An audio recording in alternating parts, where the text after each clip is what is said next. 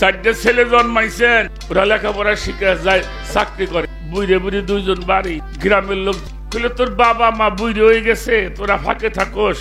এভাবে হয়। গ্রামের মুরব্বীরা বৈশে ভাগ করে দিয়ে এক সওয়ালের বাসায় 3 মাস করে খাবে।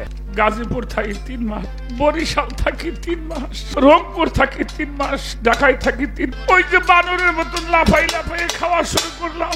আমি যদি আমার ওই আল্লাহর দেওয়ার সময়টা যদি আমি আমার মুর্শিদের কাছে আমার জীবন, আমাকে এই জায়গায় এইভাবে কষ্ট করে আমার দিন কাটাই।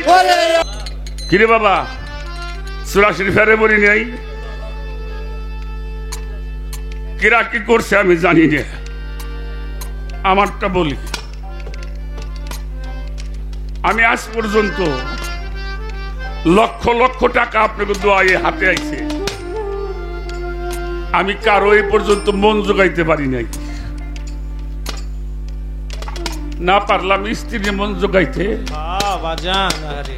না পারছি বাবা মার মন জোগাইতে, না পারছি ছেলে মেয়ের মন জোগাইতে, না পারছি বন্ধু বান্ধবের মন জোগাইতে, না পারছি গুরুর সেবা করতে। একটা লোক বলেন যে আমার সবকিছু পরিপূর্ণ হয়েছে, জীবন বাজি রাইখে রক্ত পানি করে যাদেরকে খাওয়ানো হয়, যারে বুকের মধ্যে নিয়ে ঘুমান, একটু আঘাত পাইলেই কয় আমি দেখে তোমার ভাত খাইলাম, কাগজনি করলাম। এই 84 ফের আমার বাংলো না বাবা। যাদের জন্য সব করিলাম তারাই আমার ভাবলো পরের জন্য আমি বাঁধলাম বাড়ি। আমার একটা কথা মনে পড়ছে এর মধ্যে, নিজে নিজে যখন ভাবি তখন আর গান বাজনা গাইতে ইচ্ছা করে না। মানুষ হয়ে দুনিয়াতে আসলাম, মানুষের কর্ম করা হলো না। একটা নাটক আপনারা দেখছেন,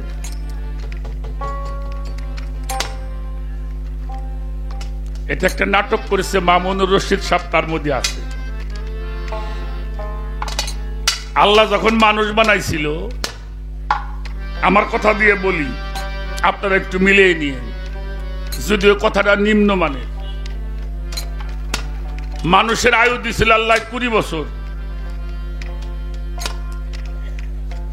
আল্লাহরে কইলাম আল্লাহ দুনিয়ায় যামু, তাই আমাকে একটা ব্যবস্থা করে দাও, যাও 20 বছর থাকবা।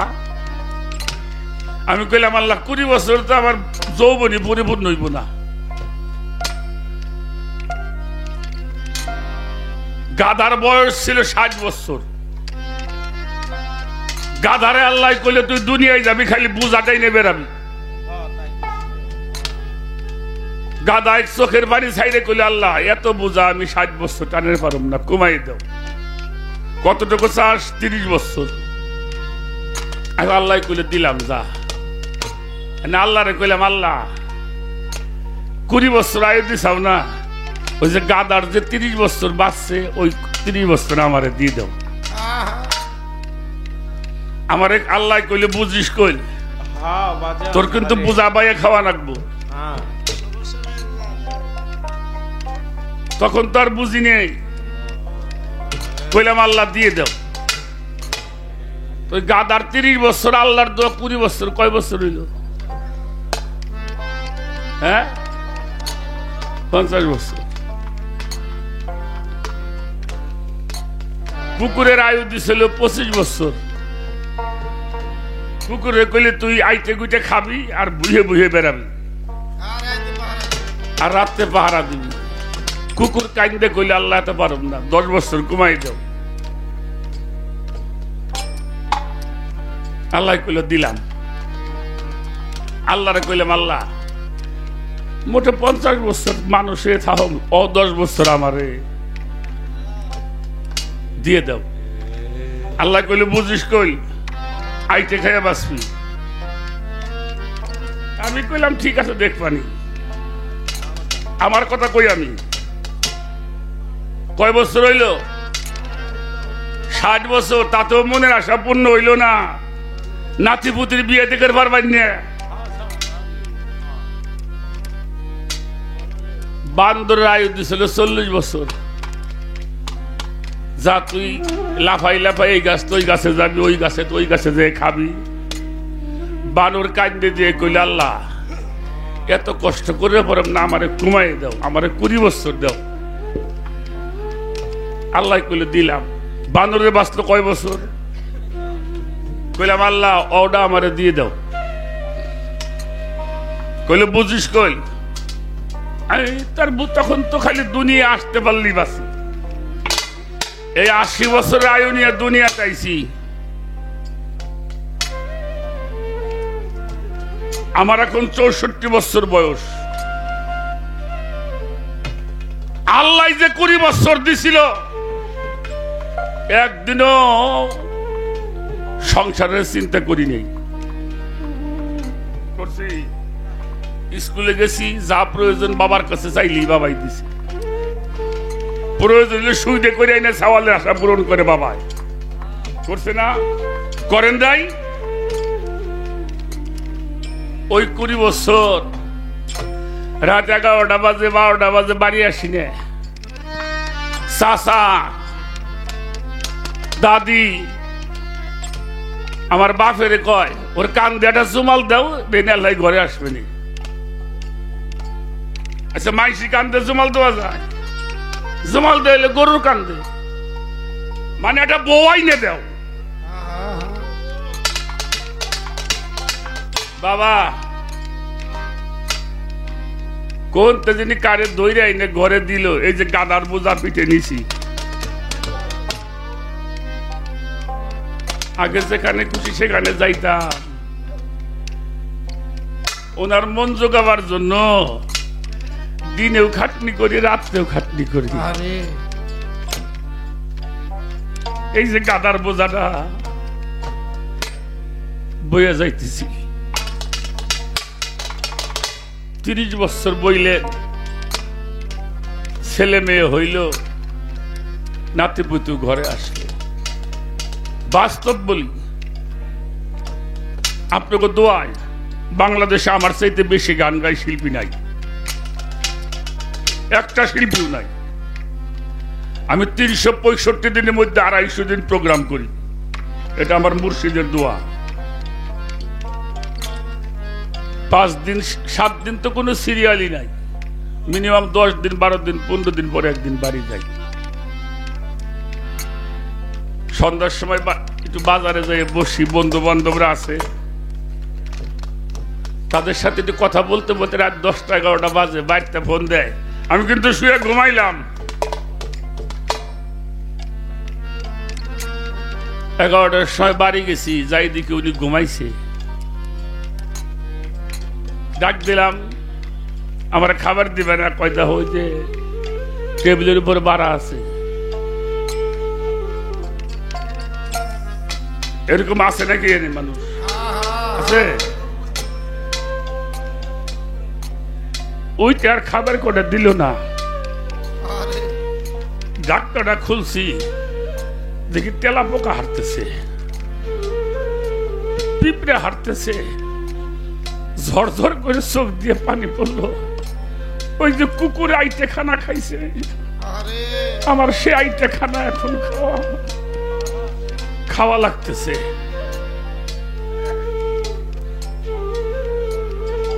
চারটে ছেলে জন্মাইছেন, ওরা লেখাপড়া শিখে যায়, চাকরি করে। এক সওয়াল ঢাকায় থাকে, এক সওয়ালে বরিশাল থাকে, একজন রংপুর থাকে, একজন গাজীপুর থাকে।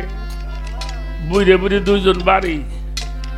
ঈদ ছাড়া আর ওরা কোনদিন বাড়ি এসে দেখে না বাবা মা কেমন আছে। কার কাছে যাবে? গ্রামের লোকজন ঈদের মধ্যে পোলাপান বাড়ি আসে, বলে তোর বাবা মা বুড়ি হয়ে গেছে, তোরা ফাঁকে থাকোস। এভাবে হয়? ওনাকে একটা ব্যবস্থা কর। কি করবেন? গ্রামের মুরব্বীরা বৈশে ভাগ করে দিল। 4 সওয়ালের বাসায়, 1 সওয়ালের বাসায় 3 মাস করে খাবে।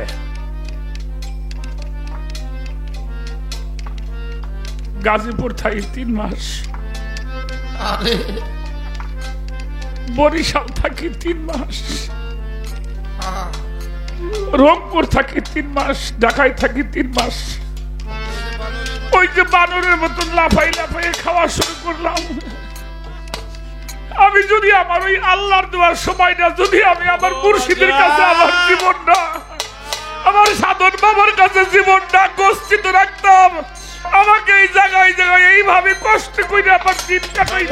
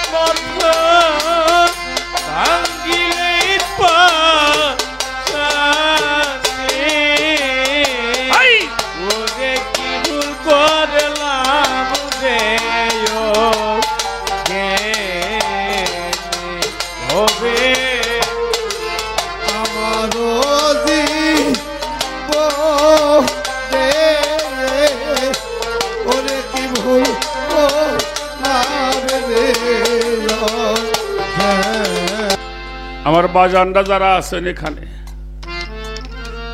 আমি তাদেরকে অনুরোধ করি, আমরা যে ভুলটা করছি আমাদের সন্তানগুলি যেন সেই ভুলটা না করে।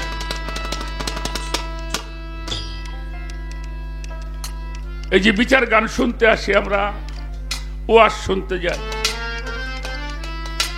আপনার যুবক সন্তান ঘরে আছে, 18 বছরের ছেলে, 16 বছরের ছেলে, ওরে সাথে করে নিয়ে আসবে।